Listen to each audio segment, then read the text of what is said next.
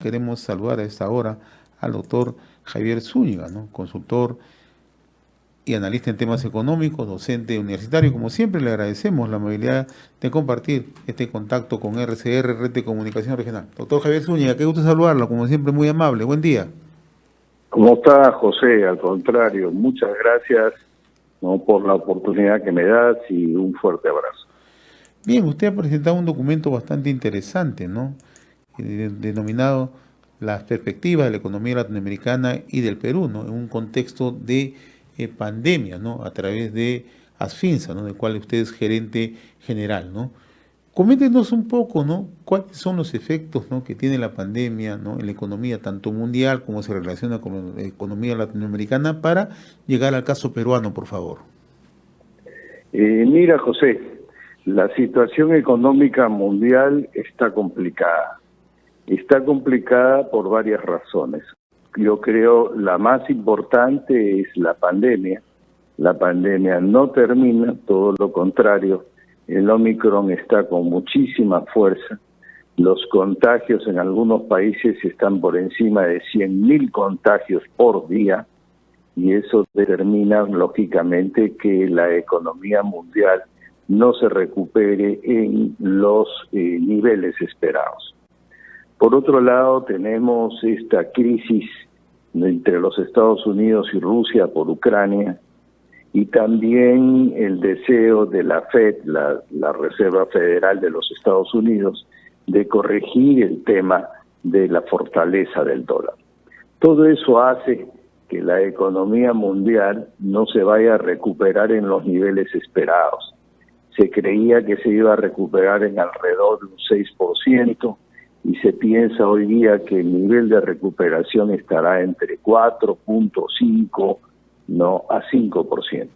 Por lo tanto, mientras exista la pandemia, la posibilidad de recuperación de la economía mundial se hace difícil y evidentemente eso afecta a América Latina y lógicamente también afecta a la economía peruana. Si tuviéramos que medir un rango en América Latina, ¿no?, esta afectación, ¿qué países son los que pueden de una u otra manera tener mejor capacidad de enfrentar esta crisis, esta situación económica a nivel mundial? Evidentemente en todos aquellos que están más en situación de servicio, y pienso en los resultados que puede dar Panamá, pero países que son los que sirven de materia prima, no, si bien es cierto, están recibiendo precios interesantes e importantes por los minerales, no, la afectación es que los niveles de demanda no van a ser los mismos mientras persista el Omicron. ¿Y por qué no mañana de repente otro nombre? Antes era Delta, ahora Omicron, mañana muta de otra manera y se convierte pues en la continuidad de una pandemia que parecía que iba a acabar y no termina. Ahora, dentro de los datos que usted nos muestra en el plano latinoamericano, el país que más creció en el 2021 ha sido el Perú, ¿no? Pero esto es por qué efectos, ¿no? Porque eso hay que entenderlo, ¿no? Hemos visto que el ministro de Economía hace unos días salió a decir que era por el manejo económico y hay otros que dicen estamos volviendo a recuperar los niveles prepandemia, ¿no? Exactamente este 13% de crecimiento, ¿a qué obedece?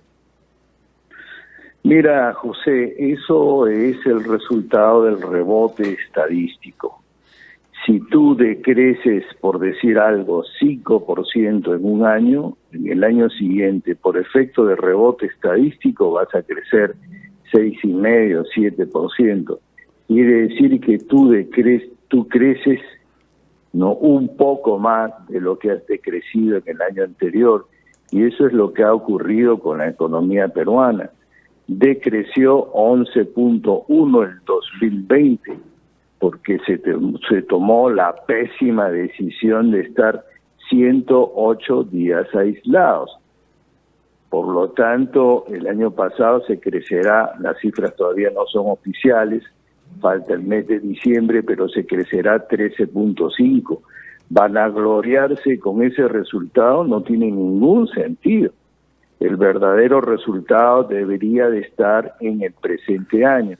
Y en el presente año, el Ministerio de Economía dijo que íbamos a crecer 4.8 y ahora dice que creceremos entre 3 y 4%. Yo con todo cariño creo que vamos a estar en un nivel entre 1,5 y 2%. Y ojalá que sea un resultado positivo. No, esa cifra es baja. El Perú necesita niveles de 4% generalmente todos los años para bajar el nivel de pobreza, pero la circunstancia internacional no es la adecuada y la circunstancia local es menos adecuada. Ahora, en los últimos años, doctor Zúñiga, en el último quinquenio por lo menos ya tenemos que ir, o hemos venido hablando permanentemente del riesgo país, ¿no? Por la incertidumbre política, por la crisis sanitaria, ¿no? Por la misma crisis económica mundial que afecta a Latinoamérica y por ende al Perú. Si entendemos que ubicarnos en el riesgo país, el 2022, ¿cómo se presenta el caso peruano?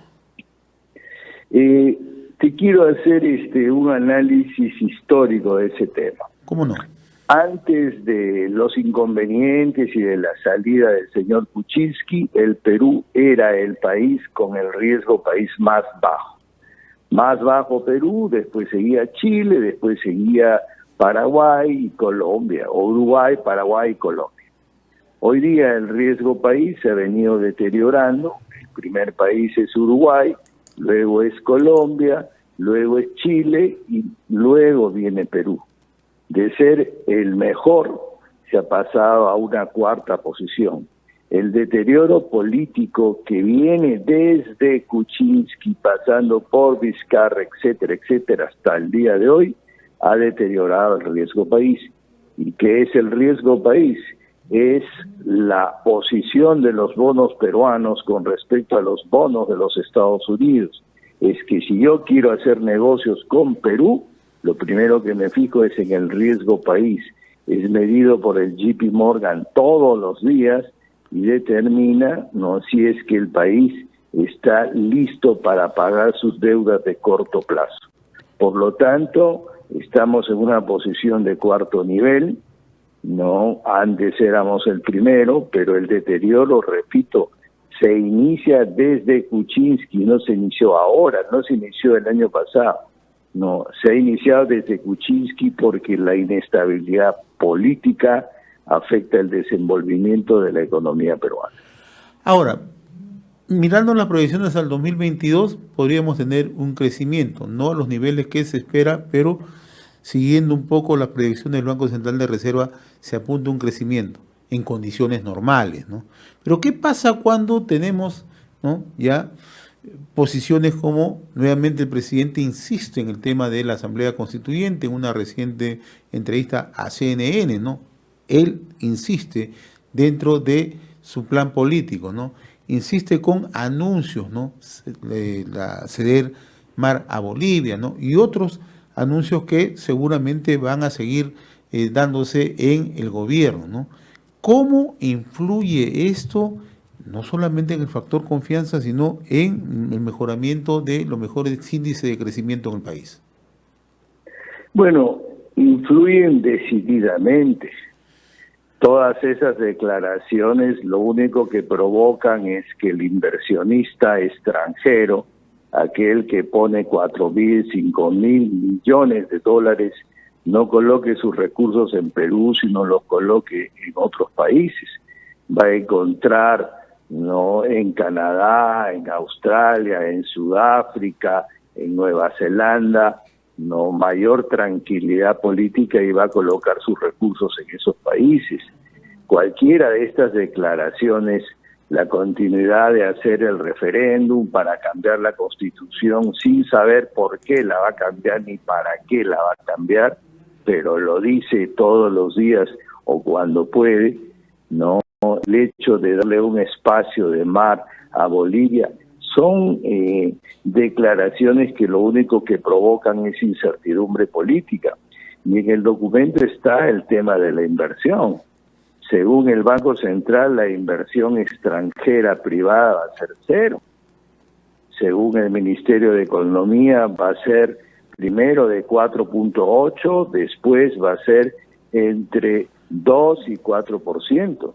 Pero yo creería que la inversión extranjera directa va a ser no alrededor de 1, ¿no? Y eso es absolutamente nada. Este país necesita tener niveles de inversión extranjera directa de alrededor de 7, 8% del PBI, ¿no? Pensar en 1 o 2% del PBI es prácticamente nada. El tema de las bambas es un tema, pues, no que ha corrido por todo el mundo. El tema de esa firma con 4 empresas mineras, cerrando a 4 empresas mineras, entre ellas no a la empresa minera de Los Hochschild, también ha corrido por todo el mundo. Y eso significa, pues, de que las inversiones extranjeras directas no van a ir por buen camino. Y si no hay inversión extranjera directa, lo único que queda es la inversión pública. Y la inversión pública siempre es muy poca con respecto a la inversión extranjera directa. Por lo tanto, las declaraciones generan incertidumbre y esa incertidumbre pues hará que el inversionista extranjero directo deje de venir al país. ¿Y cómo impacta esto en el empleo, en el día a día de la población? Nosotros con la pandemia perdimos alrededor de 5.400.000 empleos, ¿no? Se han recuperado alrededor de 4.400.000, no se ha recuperado 1 millón de empleos, ha subido la informalidad de 78 a 80%, que quiere decir que ese millón ha pasado a ser informal, por lo menos tiene una determinada actividad, pero lógicamente cualquiera de estas variables, el no crecer en el PBI, el no haber inversión extranjera directa y tampoco inversión local privada, determina pues que no existan posibilidades de empleo. Y lo único que queda es que el gobierno, que tiene recursos, continúe haciendo obras de construcción. Es decir, están ofreciendo empleo de menor calidad, de menor salario, pero todavía hay 1 millón de personas que con respecto a la pandemia no han podido emplearse. Seguramente se lo preguntan a diario, doctor Zúñiga, ¿no? Ya en el término de la perspectiva, ¿no?